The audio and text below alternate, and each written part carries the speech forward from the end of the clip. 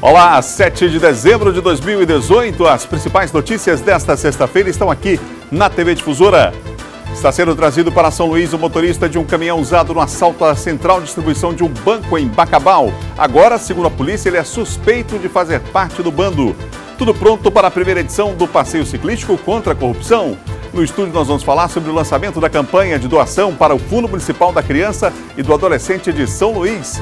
E como hoje é sexta-feira, tem o roteiro da sua diversão no nosso Guia Cultural. O Bom Dia Maranhão está começando agora.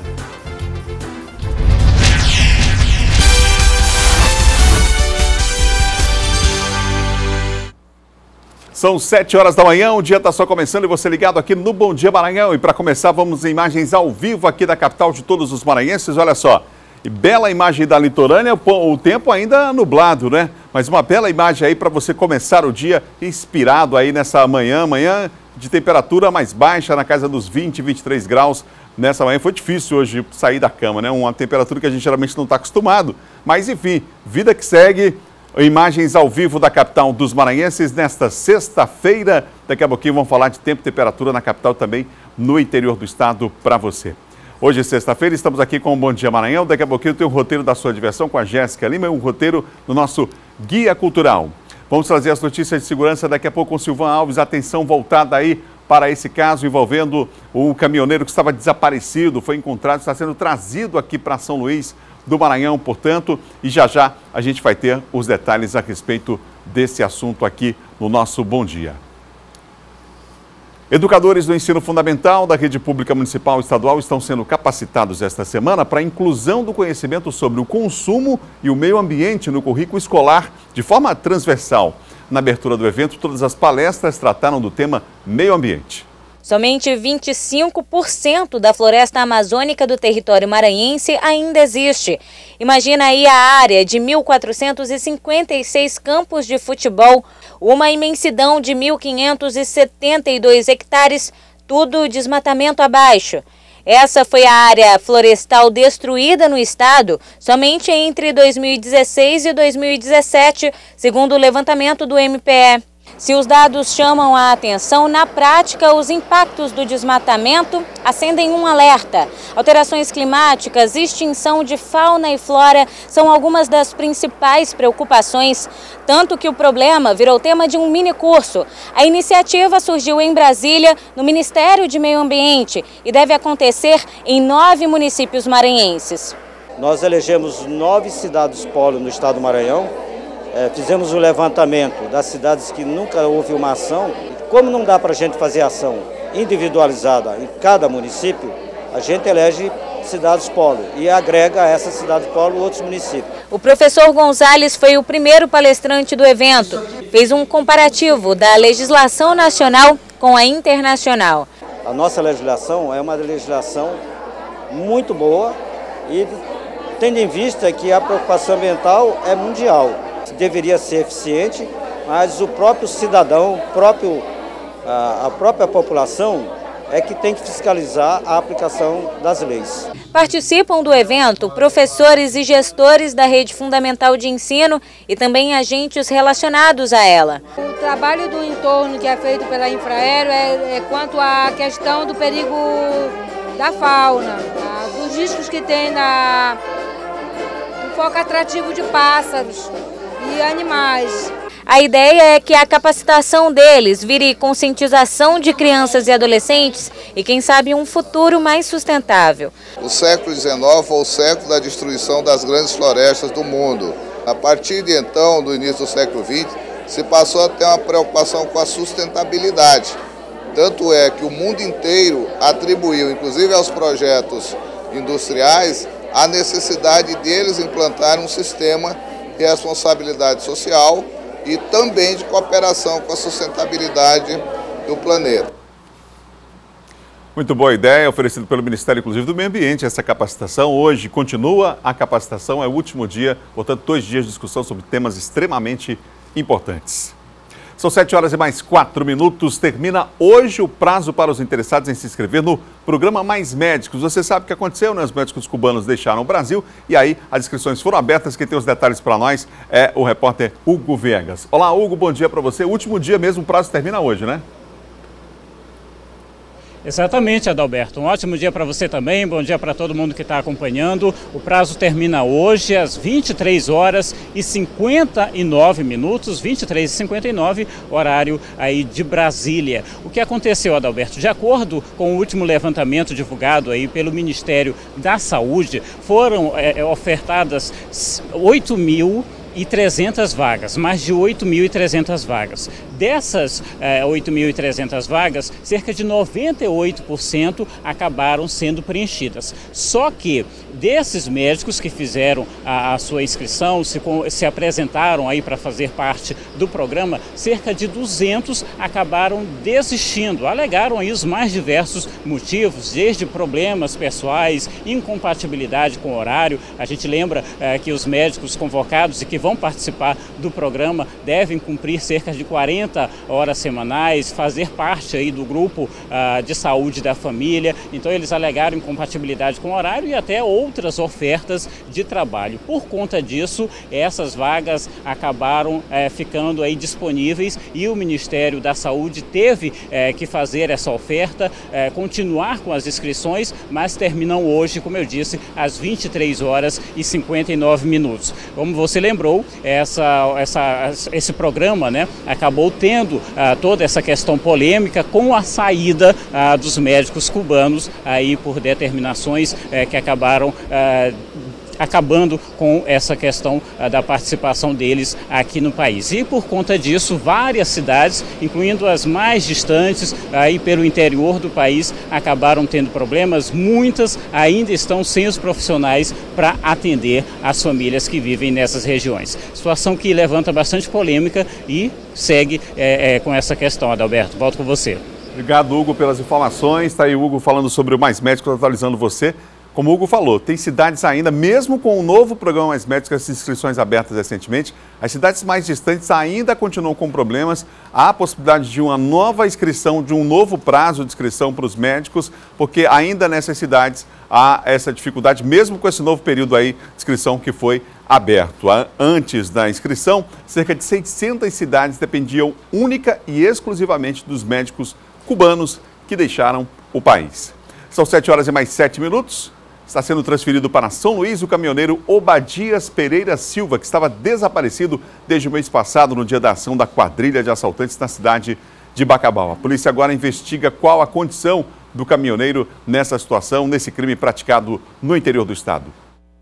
O comunicado de que Obadias Pereira da Silva havia sido localizado chegou ao conhecimento da Superintendência Estadual de Investigações Criminais no começo da tarde desta quinta-feira. Nós recebemos a informação dos familiares que na última terça-feira ele teria sido abandonado numa região de Matagal e estava procurando ajuda e conseguiu hoje localizar uma pessoa onde fez a ligação para os familiares e informou o seu paradeiro. O caminhoneiro havia desaparecido desde o assalto a um centro de distribuição do Banco do Brasil na cidade de Bacabal. O caminhão dele, usado na fuga com o dinheiro roubado, chegou a ser incendiado pelos criminosos, que ficou completamente destruído. E desde então não se tinha informações sobre o paradeiro dele. A família de Obadias da Silva chegou a se mobilizar por meio das redes sociais na intenção de encontrá-lo. Uma angústia que depois de pouco mais de 10 dias chegou ao fim. A Polícia Civil chegou a levantar a hipótese de que o caminhoneiro Obadias Pereira da Silva poderia integrar esta quadrilha que assaltou a agência bancária no último dia 25 de novembro na cidade de Bacabal. Depois que foi localizado, o caminhoneiro informou que foi mantido refém até o início dessa semana, quando foi abandonado na cidade de Olinda Nova do Maranhão pelos criminosos. De acordo com as autoridades policiais, por enquanto, nenhuma suspeita será descartada. A priori a gente não pode descartar nenhuma hipótese, uma vez que a gente ainda tem que fazer a oitiva dele, né? Ele é tratado pela polícia como testemunha, então a gente vai pegar o depoimento dele e esclarecer muitos fatos que ocorreram naquela situação lá em Bacabal, no último dia 25, uma vez que ele estava na posse dos criminosos todo esse tempo. Então são várias quesitações que a gente vai ter que esclarecer com o Obadias para poder, no futuro, a gente ver a condição que ele vai ser tratado aqui pelas investigações.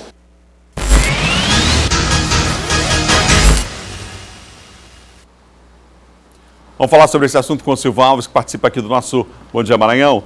Silvan, essa entrevista que foi dada aí foi antes de encontrarem o Abadias com o dinheiro. Agora parece que a situação fica mais complicada para ele, modificou o quadro aí, né? Bom dia, Adalberto, bom dia a todos. Aí, o Abadias, agora, a partir desse momento, no momento atual, ele já está sendo investigado como suspeito de envolvimento e até de integrar essa quadrilha de assaltantes. Então não mais como testemunha. Não. Agora ele já é suspeito.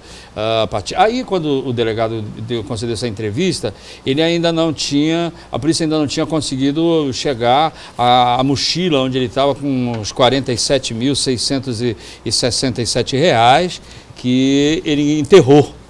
O dinheiro já recuperado aí, já apreendido, né? É mais uma parte do dinheiro lá do Banco do Brasil, lá de Bacabal, que havia sido roubado aí por essa quadrilha. E a partir de agora, se explica, Adalberto, por que a situação dele complicou. A polícia agora acha que ele tem muito mais do que esses 47 mil que ele entregou, né? Tinha 47 mil, a partir do princípio de que, por exemplo, lá em Bacabal, quem não participou do assalto, juntou dinheiro, estava com 500 mil, 700 mil, o professor que foi entregar R$1 milhão e por aí vai, né, só com quantias altas. E aí acham que ele, como o dinheiro da quadrilha foi transportado no caminhão dele, tirado o dinheiro lá do banco, transportado no caminhão dele, é possível de que ele tenha muito mais dinheiro guardado, enterrado, não só esse que ele entregou. E lá o dinheiro estava enterrado em Nova Olinda e ele foi preso em Araguanã, né? A princípio, quando o delegado falou desse caso do Abadias aí, ele estava ainda sendo tratado como uma possível vítima, que tinha sido levado como refém, que ficou vários dias na mata. Áudio, né? Gravou o áudio, que ele foi deixado na mata, estava com fome, sede, até chegar a esse determinado local. Já se sabe, por exemplo, de que ele estava em companhia de indivíduos integrantes da quadrilha armados de fuzil, né? E que ele, não se sabe se é verdade o que ele está dizendo agora, que se separou desses indivíduos num determinado trecho de mato, numa mata lá em Nova Olinda. E é um outro detalhe que chama atenção, que o Abadias, ele pode estar envolvido, inclusive, em outras ações já feitas, se não aqui no Maranhão, mas em outras cidades aí da região norte e nordeste, né? Escoltando e transportando, porque o caminhão dele era um caminhão baú, né?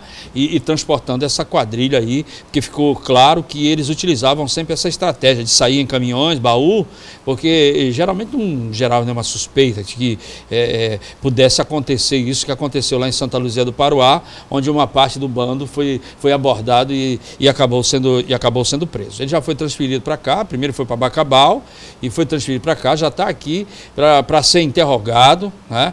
E a partir daí, com essas novas informações que serão extraídas do Abadias, ele deve ser apresentado na Secretaria de Segurança Pública, não só como suspeito, não como testemunha, mas se comprovado já como envolvido, como um dos integrantes também dessa quadrilha aí. Chamou a atenção da polícia o fato dele ter gravado um áudio. Geralmente quando a pessoa está sob uma mira de uma arma ou sob o domínio ali dos bandidos, eles não dão espaço para isso, como refém. Geralmente o espaço que eles dão para fazer a ligação, o contato, é claro que as investigações vão confirmar esses dados e até agora são indícios, mas geralmente quando se faz contato com a família é para pedir um resgate, né, Silvio? Exatamente. E se você observar, o que chamou muita atenção dos investigadores, é que naquele áudio, que foi o primeiro áudio que ele gravou para comunicar a esposa dele, que ela passou esse áudio para a polícia, é que no fundo se ouvem ainda os disparos, os estampidos dos tiros de fuzil que estavam sendo dados. E aí, pô, você está no meio de um sequestro, com tiroteio, sendo refém, você grava um áudio naquela tranquilidade, dizendo para sua esposa, olha, eu estou aqui em Bacabal, no Maranhão, acabei de ser transformado refém, estou no meio de um assalto, mas tudo bem, não esquente não, está tudo tranquilo. Chamou atenção. Muita atenção. Desde o início. Desde o início. E era por isso que a polícia trabalhava com essa hipótese, com essa possibilidade. Primeiro porque, numa situação dessa, tocaram fogo no caminhão dele, não é? Fatalmente ele poderia ter sido morto, poderia ter sido assassinado, ou no mínimo, se não quiser fazer nada com ele, tinham deixado ele amarrado na estrada, em qualquer lugar. E outra coisa, se ele foi refém durante esse tempo todinho aí, já tinha dado tempo para ele entrar em contato, porque, por exemplo, já ao fato novo que o nosso colega Romário lá de Bacabal frisou, que o delegado lá de Santo Inês, por exemplo, conseguiu imagens de câmera de segurança lá do terminal rodoviário de Santo Inês, que ele teve lá nesse período. Então ele rodou naquela região ali, durante esse período, acho que procurando sair ou servindo de guia, porque caminhoneiro conhece muito bem a estrada, conhece muito bem os locais, então ele pode ter servido de guia para esses caras saírem. Por exemplo, ele estava procurando a rodoviária de Santa Inês. Isso já está comprovado, porque disse o Romário Alves ainda há pouco, que o delegado lá de Santa Inês já está mandando essas imagens para cá, que são imagens do seu Obadias lá na rodoviária lá de Santa Inês. Obrigado, Silvão. Bom final de semana. Ok, bom dia, Adalberto. Bom fim de semana a todos. É importante, Silvão Alves falando de segurança aqui no Bom Dia. São 7h15. Confira agora o nosso giro de notícias. Foi aprovado no plenário da Câmara Municipal de São Luís o projeto de autoria do vereador Pedro Lucas Fernandes, que flexibiliza os horários das faixas exclusivas para ônibus, viaturas, ambulâncias e táxis. Pela proposta aprovada, os horários de uso exclusivos ficam entre 6 da manhã e 9 da manhã, 11 e 15 horas e entre 17 e 20 horas. Nos demais horários, as faixas exclusivas vão ficar liberadas para todos os veículos. O Poder Judiciário do Maranhão e várias instituições parceiras promovem o Dia da Justiça pela Cidadania, amanhã, no SESI do Tibiri, de 9 da manhã e 5 da tarde. A ação social vai oferecer diversos serviços gratuitos às comunidades da área do Distrito Industrial e Rural de São Luís. Estão previstos atendimentos na área de direito da família, divórcio, pensão alimentícia, reconhecimento e dissolução de união estável, guarda, agendamento para coleta de material de realização de exame DNA e haverá também atendimento por meio das plataformas digitais. A Justiça negou o pedido de liminar para que Raul Kennedy da Silva tenha guarda exclusiva da filha de 8 meses, que está sob responsabilidade do Conselho Tutelar de São Luís.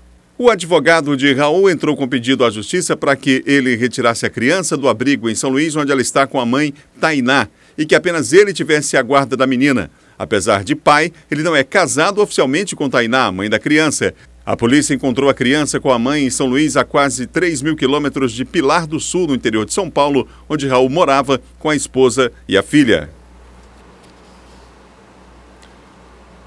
Agora nós vamos à participação de Imperatriz com Luiz Carlos Lima. Olá, Luiz, bom dia. Alberto, muito bom dia para você também, bom dia a todos. A gente abre a participação hoje com uma denúncia grave. A empresa responsável por manter em funcionamento 10 UTIs no Hospital Alvorada fechou as unidades alegando atraso de 3 meses no pagamento por parte da Prefeitura aqui de Imperatriz. Hoje, uma comissão de vereadores visitou o hospital para fazer uma vistoria.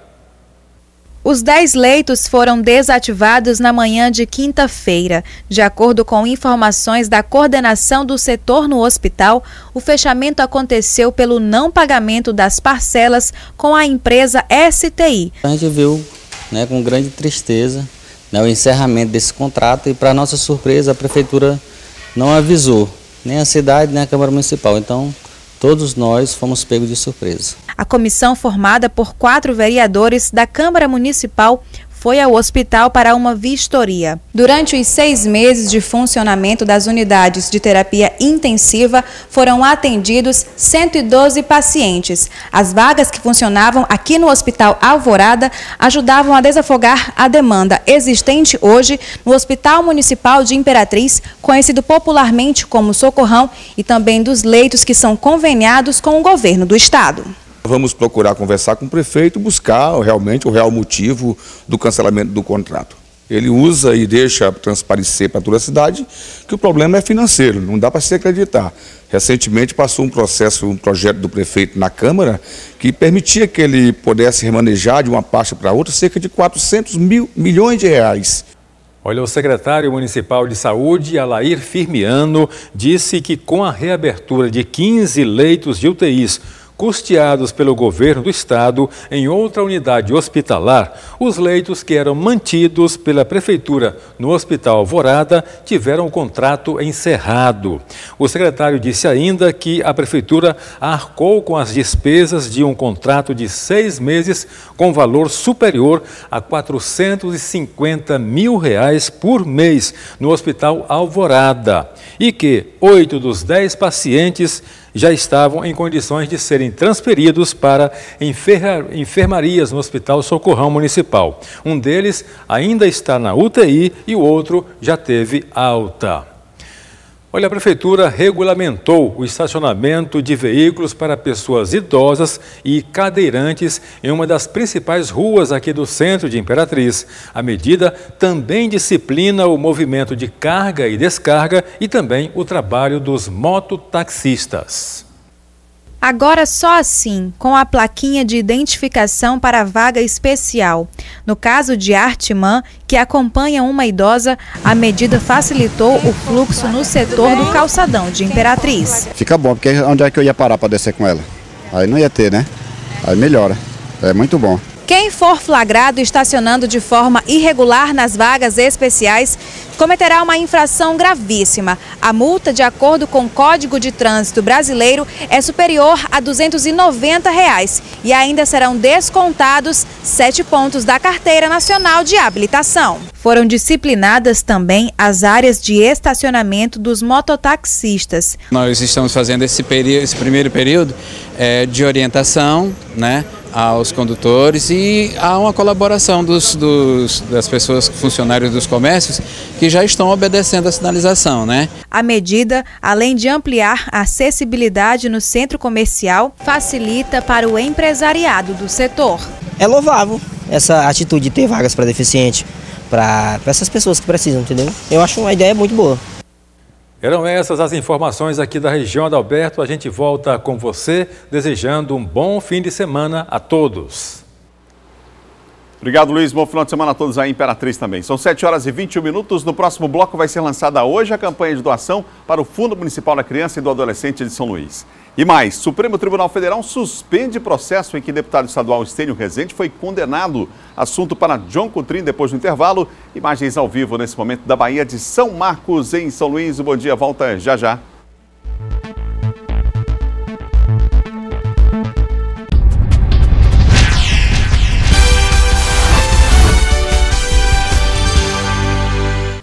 São 7h25, de volta ao Bom Dia Maranhão ao vivo para todo o estado. Vai ser lançada hoje a campanha de doação para o Fundo Municipal da Criança e do Adolescente de São Luís. Aqui no estúdio eu falo sobre o assunto com o presidente do Conselho Municipal dos Direitos da Criança e do Adolescente aqui da capital, Marcos Japi.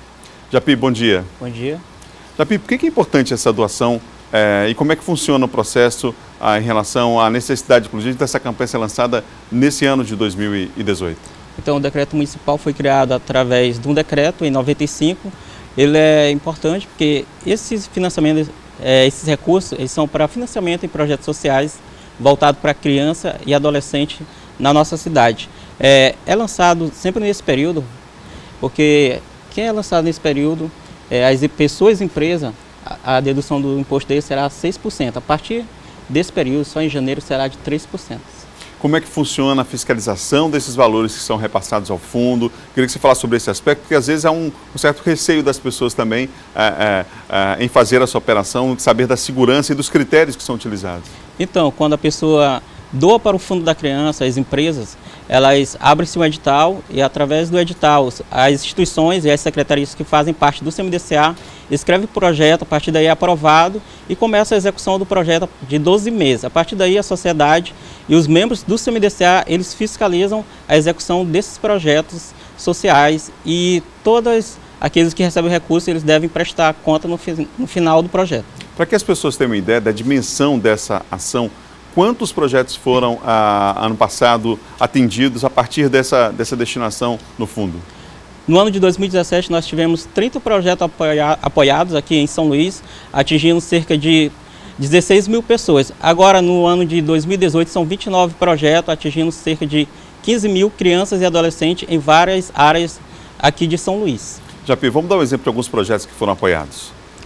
Exemplos de projetos que foram apoiados, tem um da União de Moradores da Vila Embratel 2, que é um projeto de teatro voltado para crianças e adolescentes do bairro da Vila Embratel, que atinge cerca de 50 crianças e adolescentes, que serve para tirar aquela criança que deveria estar ali na rua, ou então desenvolvendo trabalho infantil. Então, no contraturno, elas estão participando desse projeto social financiado pelo Fundo da Criança. Essa campanha, ela inclui spots de rádio, campanha com material publicitário também para televisão, como é que vai funcionar? Então, a campanha, ela atinge todos os segmentos dos meios de comunicação, rádio, TV, outdoor, material publicitário e jornais. Vamos ver então um trechinho do que foi preparado para a televisão dessa campanha do Fundo da Criança e do Adolescente? Vamos lá? Vamos ver.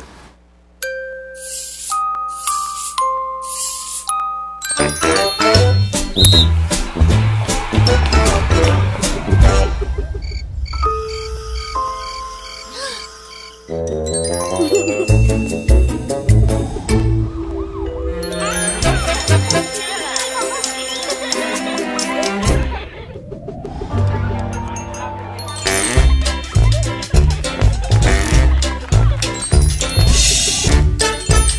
seu imposto de renda pode impedir a violação de direitos. Doe para o Fundo Municipal da Criança e do Adolescente de São Luís. Muito legal a campanha, bem no espírito do que é o fundo, como é que funcionam os conselhos. Eu queria falar contigo sobre isso, inclusive, o conselho aqui em São Luís. Como é que está a estrutura de funcionamento, como é que tem sido a procura em relação e o trabalho desenvolvido pelo conselho? Então, o CIMDCA atualmente funciona na Beira-Mar, tem uma sede alugada, mas em breve nós teremos um prédio próprio. Conta com a participação de 14 pessoas que são membros da sociedade civil e representantes das secretarias municipais e da Câmara de São Luís. O Conselho se reúne sempre uma vez por mês, na segunda quarta-feira de todo mês, e é aberto à sociedade. Ô Japi, as empresas estão abraçando esse projeto, ou seja, como é que tem sido a sensibilização junto a essas empresas? Aí eu falo empresas que podem doar para o fundo e também as empresas de comunicação que acabam sendo parceiras também nesse projeto.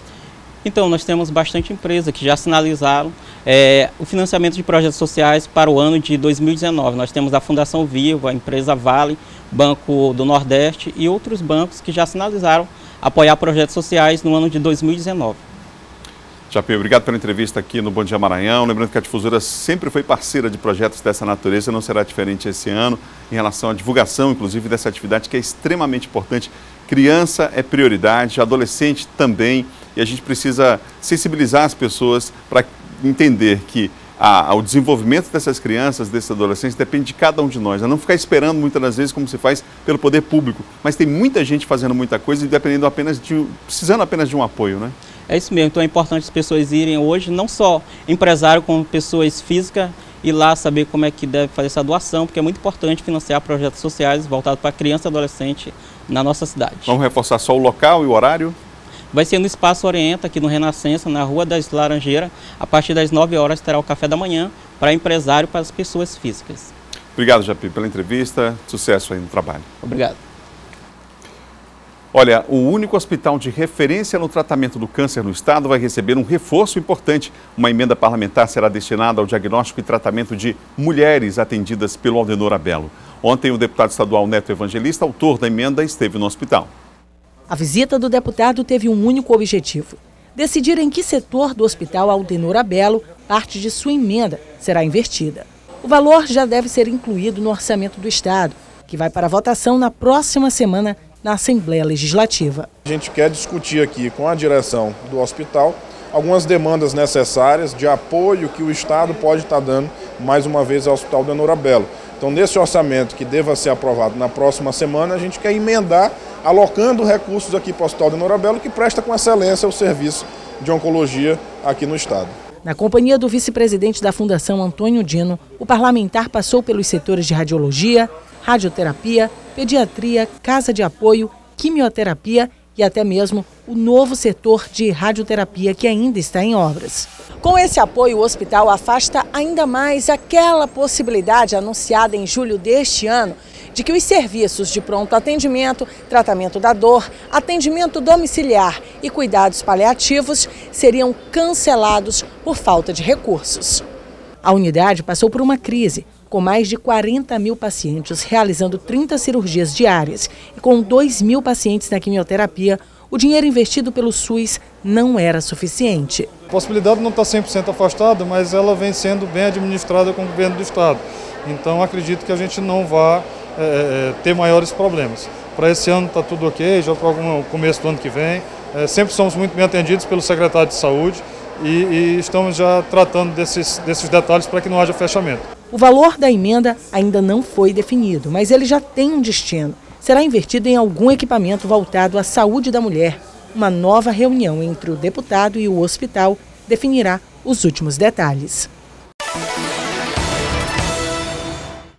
Vamos falar de política agora com o especialista no assunto, John Coutrinho. Vem para cá, John, para a gente falar nessa sexta-feira. Temos vários assuntos aqui em pauta. Um deles, o Partido dos Trabalhadores pede à Procuradoria-Geral da República que investigue Flávio e Michele Bolsonaro. Ô, John, bom dia. Isso, Adalberto, bom dia.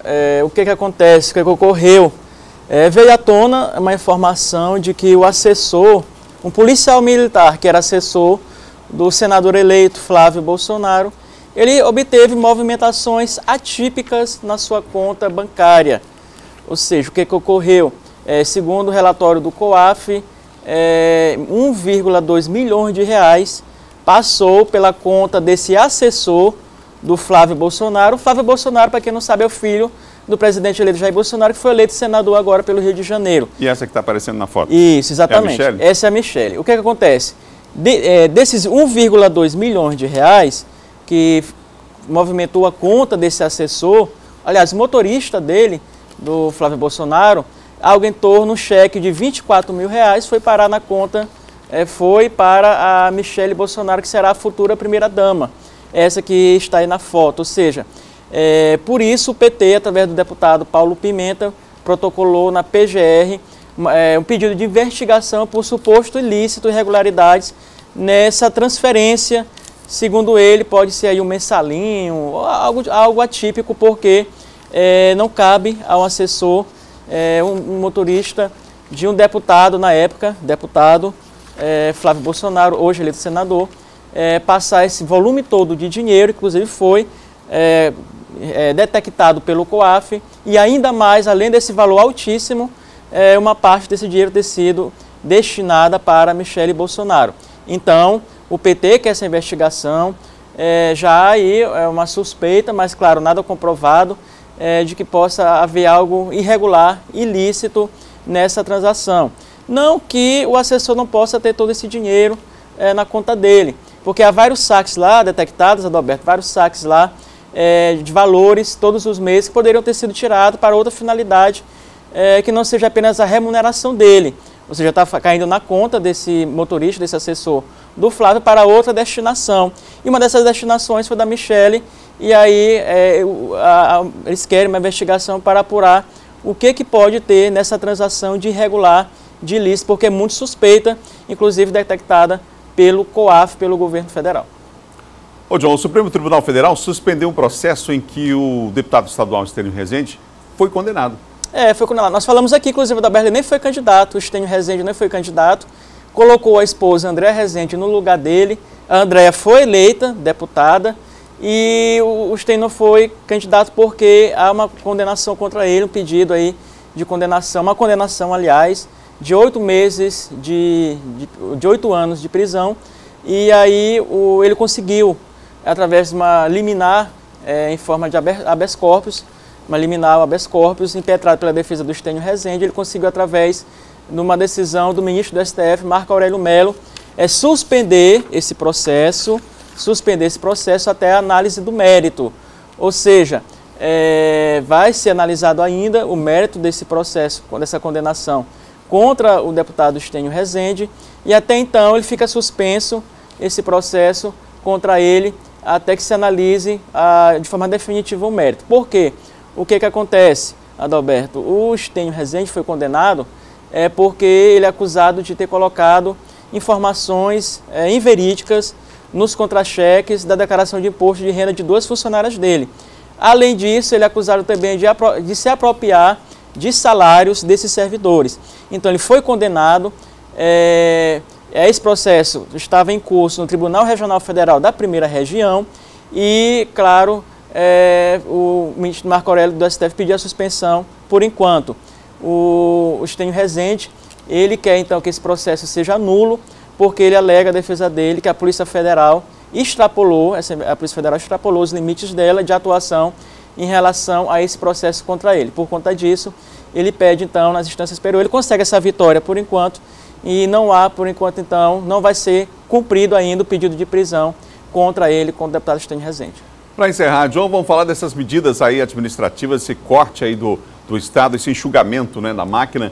Entre eles, do ponto de vista administrativo, agora a questão do uso de carros, né? O aluguel dos carros, os contratos foram suspensos. E agora, como é que as pessoas vão se locomover? Enfim, qual é a alternativa que agora foi oficializada. Exato. O governador Flávio Dino editou, inclusive, Adalberto, um decreto ontem, quinta-feira, em que ele determina a substituição desses veículos alugados pelo governo, pelas secretarias, por táxi, Uber e similares, segundo a medida para economizar dinheiro público. O decreto vale tanto para as secretarias quanto para as empresas do governo estadual, ou seja, as secretarias terão um prazo aí de 60 dias para que possa fazer essas alterações, claro, na medida do possível.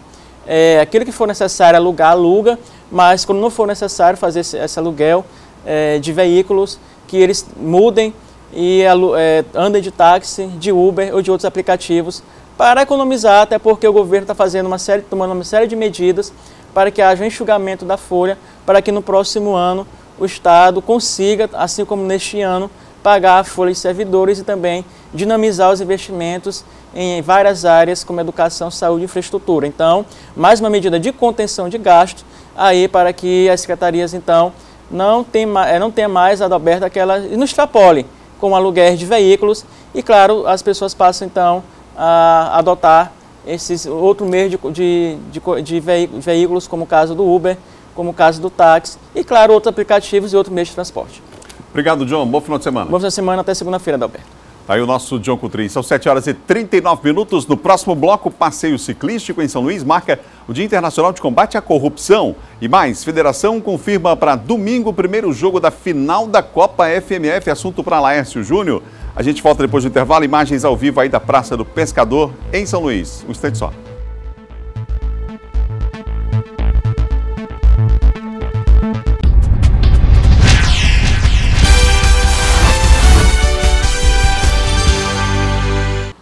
(7h43) de volta ao Bom Dia Maranhão, ao vivo para todo o estado nessa sexta-feira. Olha, acontece amanhã aqui em São Luís a primeira edição do passeio ciclístico contra a corrupção. É isso mesmo. O repórter Hugo Viegas está lá no local de concentração do passeio, na Praça do Pescador, e tem mais informações para nós. Promotor, bom dia. A intenção é exatamente chamar a atenção, lembrar a data que é no domingo, né, o Dia Internacional de Combate à Corrupção. E como é que foi pensada essa atividade aqui amanhã? Exatamente, todos os anos, por ocasião do Dia Internacional de Combate à Corrupção, que é 9 de dezembro, no domingo, a rede de controle da gestão pública no Maranhão, que é composta hoje por 28 instituições, ela faz alguma atividade para marcar essa data. No ano passado tivemos uma corrida aqui mesmo na litorânea e esse ano decidimos fazer um passeio ciclístico, exatamente para que essa data fique sempre um registro de uma atividade. A rede de controle do Maranhão, ela é considerada hoje talvez a mais atuante do Brasil. Conseguimos conquistas importantes no âmbito da rede de controle, como por exemplo, na época da repatriação do dinheiro no Brasil, né, final do ano de 2016. Esse ano, uma conquista importante, assegurando que o dinheiro do Fundef seja exclusivamente utilizado na educação. Então são várias as conquistas que a rede de controle tem alcançado e que tem sido replicada no Brasil inteiro. Para se ter uma ideia, no Brasil são mais de 200 bilhões de reais desviados pelo ralo da corrupção todos os anos. Então a rede esse ano resolveu fazer um passeio ciclístico para marcar essa data tão importante para todos nós. Agora a concentração é aqui na Praça do Pescador, mas ainda dá tempo, né, das pessoas fazerem a sua inscrição. Como é que pode ser feito?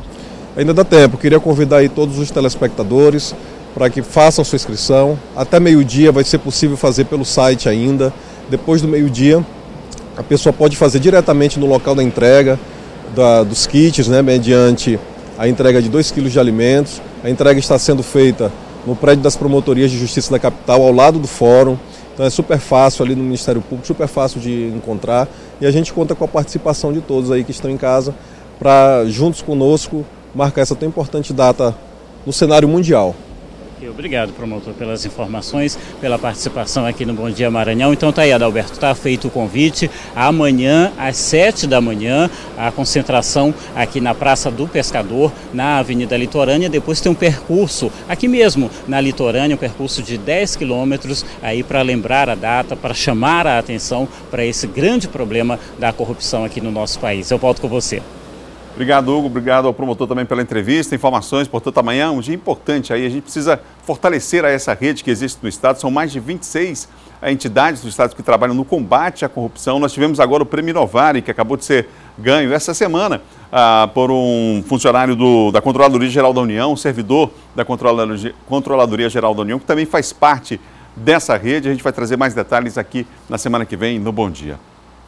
E agora a gente vai falar de esporte.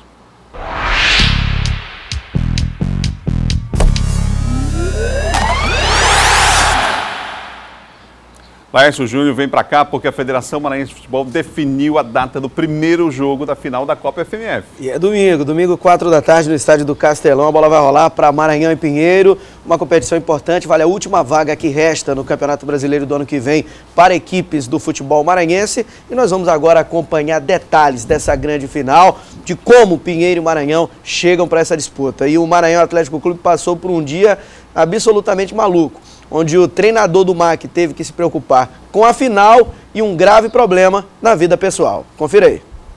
É melhor começar pelo fim. No último minuto do jogo, desespero total. Até o goleiro Rodrigo Ramos vai para a área. Mais do que isso, ele chega a tocar de leve na bola, que sobra para Samuel Saldanha marcar o gol da classificação do MAC para a final da Copa FMF. Tudo isso aos 50 minutos do segundo tempo. Parabéns à equipe do Ribamar, que nós sabemos da dificuldade que enfrenta, sabemos que tem pessoas ajudando a equipe, senão não teria nem condições de participar. Então, parabéns a essas pessoas que têm ajudado a equipe do Ribamar e parabenizar o Marquinhos pelo lindo trabalho que ele tem feito. Não está entendendo essa foto de um carro depenado por bandidos no meio da reportagem sobre futebol, não é? Este é o carro do técnico do MAC, Raimundinho Lopes. Ele foi roubado no dia do jogo e só foi recuperado ontem à noite. Raimundinho estava num dia terrível na vida particular, mas no fim, algo que só o futebol pode explicar. A estrela do técnico brilha. Além do gol no último minuto, Samuel Saldanha, responsável pela festa, saiu do banco de reservas para classificar o MAC. Mas a classificação poderia ter sido mais tranquila. Com 1 minuto, o Anderson abre o placar para o MAC. Só que aos 14 minutos do segundo tempo, Luiz Felipe sofre pênalti. Ele mesmo bate e marca o gol de empate do São José. O restante da história é aquele. Final, MAC 2-1. O adversário na final não precisou fazer tanto esforço. O Pinheiro Atlético Clube simplesmente atropelou o Santa Quitéria. Um 5-0 impiedoso. Destaque para Neto e Jackson. Eles marcaram 2 gols cada. A vaga para a final chega com a melhor campanha e a vantagem de decidir em casa a Copa FMF. A vaga no Campeonato Brasileiro da Série D será definida em Pinheiro e o time da cidade ainda jogará com a possibilidade de contar com o empate na soma dos 2 resultados para conquistar o título. Graças a Deus, mais uma vez a gente foi abençoado. Apesar de ter tido muitas dificuldades físicas, acabamos o jogo com 8 jogadores, mas graças a Deus, mesmo com 8, a gente ainda conseguiu fazer um gol. Então os jogadores estão de parabéns pelo espírito de luta. A gente teve um domingo muito ruim, mas conseguimos recuperar dentro de casa e agora vamos descansar para a final, que não vai ser fácil. Final é final, né? É aberto, sabe que vem um time grande de lá e é trabalhar aí o tempo que resta e tentar fazer um grande jogo na final e ser campeão. Muito bom, né? Agora, o Laércio diz que a suspeita aí de, como se diz na linguagem do futebol, de gato na Copa FMF? A suspeita da Alberto e sempre surge porque as equipes tentam alguma coisa. Quem é eliminado busca um erro na outra equipe. E de acordo com informações que vieram lá do São José de Ribamar, o jogador Diego Silva, ele fez o gol do título do PAC. Esse jogador aí, que agora já está no Motoclube de São Luís, ele vai defender o Papão na temporada de 2019, quer dizer, tudo indica que irá defender o Moto na temporada de 2019. Ele estava no Pinheiro Atlético Clube até a última rodada da primeira fase da Copa FMF. E fez o gol do título, esse que nós vamos mostrar agora. Ó. Gol do título no cruzamento do Neto, ele marca o gol do título da Série B, conquistado pelo Pinheiro Atlético Clube. O Diego Silva, de acordo com uma denúncia que chegou à FMF, ele teria jogado a competição irregular e também o Campeonato Maranhense da Série B. Só que o problema não é em relação ao PAC. O problema é do próprio jogador. Ele teria adulterado a idade, assim como tivemos o caso do Sandro Hiroshi, do Abuda, outros jogadores famosos a nível nacional. É mais um jogador maranhense que algum aproveitador, né? E o próprio jogador, infelizmente, acaba sendo envolvido nessa situação. Pode ter mudado a idade do Diego Vitor e ele provavelmente vai ter problemas. O Pinheiro não perde pontos. Pinheiro acaba se tornando vítima juntamente com a própria competição. Mas o Diego, se for comprovada a adulteração na idade, ele não joga no Mota no começo da temporada do ano que vem e pode ser punido aí por 6 meses ou até 1 ano afastado do futebol. Que pena, vamos torcer para que essa denúncia não se confirme, não é? É lamentável. Ô, Laércio, final de ano é tempo também de aquele chamado Jogo das Estrelas, aquela brincadeira, confraternização dos jogadores, inclusive ex-atletas também, né? Pois é, e vai ser agora na cidade de Itapecuru. Isso sempre aconteceu aqui em São Luís, era realizado pelo Albino Sueiro, que é cronista esportivo, hoje político, né? Afastado da vida pública já, mas agora teremos em Itapecuru. A bola vai rolar para os amigos do Rubenildo, que jogou no Curitiba, revelado pelo Maranhão, e os amigos do Kleber Pereira, no próximo sábado, 18 horas, no campo do Tanguá, na cidade de Itapecuru Mirim, que é perto aqui de São Luís do Maranhão. E na semana que vem nós vamos tocar mais nesse assunto e falar aqui no Bom Dia Maranhão. Ok, Laércio, obrigado. Para você, um bom final de semana. Um abraço, até segunda. Você ligado aqui no Bom Dia Maranhão, são 7 horas e mais 51 minutos. Confira agora a previsão do tempo na capital e no interior do estado. Vamos lá? A gente começa por São Luís. Vamos começar por São Luís, a previsão do tempo. Céu parcialmente nublado com possibilidade de chuvisco rápido, hein? Em áreas isoladas. A mínima 25, a máxima 31 graus. Lá em Imperatriz, mínima também de 25 e por lá predomina o tempo nublado, sujeito a pancadas esparsas de chuva. Mínima 25, máxima 33 graus. Agora, Caxias, céu parcialmente nublado, possibilidade de chuvisco rápido e isolado. A mínima 26, a máxima 33 graus em Caxias. O NUGEL, o Núcleo Geoambiental da UEMA, apresenta para nós mais 3 cidades. Vamos ver? Previsão do tempo hoje para mais 3. Elas são Bacabal, Barreirinhas e também Pinheiro. Em Bacabal, céu parcialmente nublado hoje. Céu parcialmente nublado com possibilidade de chuvisco rápido, mínima de 26, máxima de 35 graus. Lá em Barreirinhas, no Portal dos Lençóis Maranhenses, céu parcialmente nublado também. Possibilidade de chuvisco rápido em áreas isoladas durante todo o dia de hoje, hein? Lá, 26 a mínima, 32 graus a máxima. Em Pinheiro da Baixada Maranhense, céu parcialmente nublado. Também chuva ocasional prevista aí em algumas áreas do município de Pinheiro. A mínima lá 25, a máxima 33 graus, parceria da TV Difusora, Sistema Difusor de Comunicação com o NUGEL, Núcleo Geoambiental da Universidade Estadual do Maranhão. Hoje é sexta-feira, é hora de conferir o roteiro da sua diversão para o fim de semana. Está chegando ela, Jéssica Lima.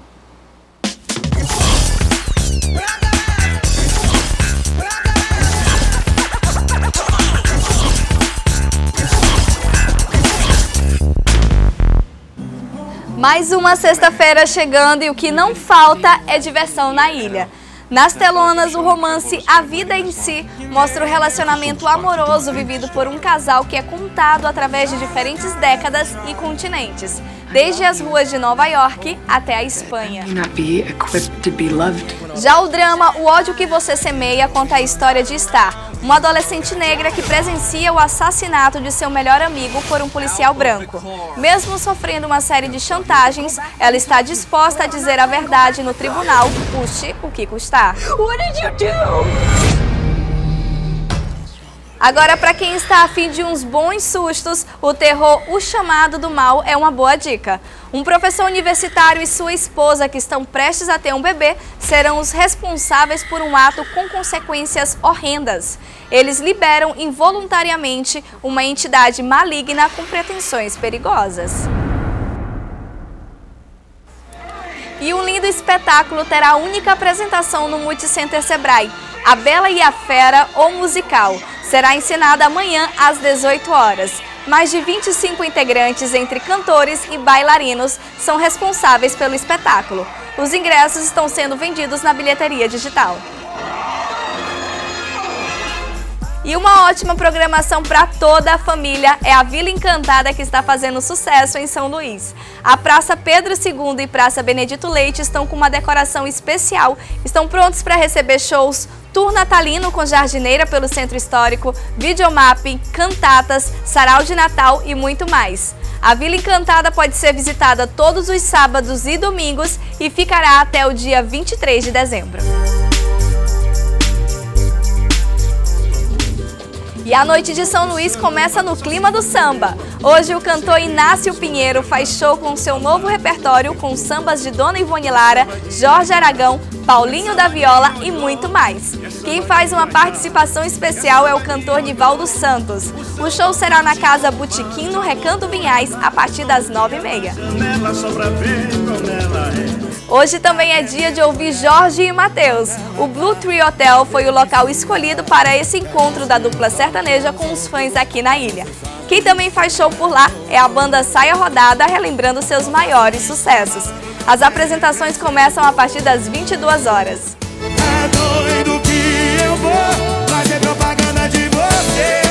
E sábado será uma noite especial na Ilha do Amor.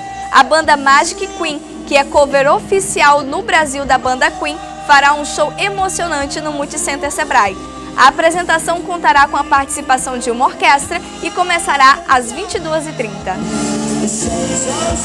Espero que tenham gostado das dicas de hoje. Se você tem algum evento e quer divulgar no Guia Cultural, é só enviar todos os dados para esse e-mail que está aparecendo aqui embaixo. Até a próxima. Tchau, tchau. O livro de receitas luso-brasileiras foi lançado ontem no Convento das Mercês. Confira. Nossos colonizadores deixaram boas heranças e, entre elas, a gastronomia. E no livro Arte da Cozinha, escrito em 1876, existem mais de 300 receitas do cozinheiro oficial da família real portuguesa e da família real brasileira João da Mata, que podem ser vistas até hoje com facilidade na mesa do ludovicense. Quer um exemplo clássico? Olha só, o bolinho de bacalhau. Quem não conhece e quem não gosta, não é verdade?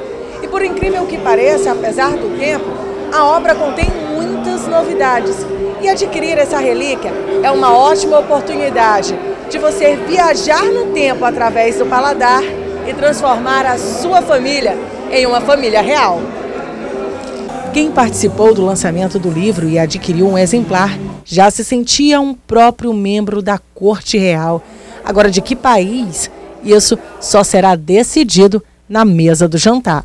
Ingredientes fáceis que se encontram hoje e qualquer pessoa pode fazer e que nos leva a essa viagem no tempo. O português tem a tradição da mesa farta, né? Então, como meu marido tem a dupla cidadania e minha filha também, a gente vai tentar pôr em prática isso aqui. A ideia de lançar o livro foi do Conselho da Comunidade Luso-Brasileira do Maranhão. Essa é uma versão em facsímile, ou seja, é exatamente igual ao livro original, que no Brasil só tem uma edição. É uma obra que deve chamar a atenção do público-alvo, que é estudantes de gastronomia, empresários do ramo da gastronomia, mas também daqueles curiosos e dos estudiosos da língua portuguesa. Porque se você verificar o vernáculo na época, é completamente diferente dos dias atuais. Você tem a começar da capa, arte de cozinha, com S, que era o vernáculo em 1876. Para o governador Flávio Dino, essa obra, além de enriquecer a cultura local, estreita os laços de fraternidade entre a capital maranhense e Portugal. A gastronomia maranhense é, em larga medida, filha da gastronomia, da culinária portuguesa. Obviamente, é uma forma de nós eternizarmos esses laços e celebrarmos a parceria e a continuidade da amizade entre o povo brasileiro, o povo do Maranhão e o povo português, representado aqui por essa comunidade. Muito bom resgatar essas informações, fazem parte da nossa cultura, da nossa formação, né? Ótimo dia para você. Outras notícias no Portal 610, a gente volta na segunda.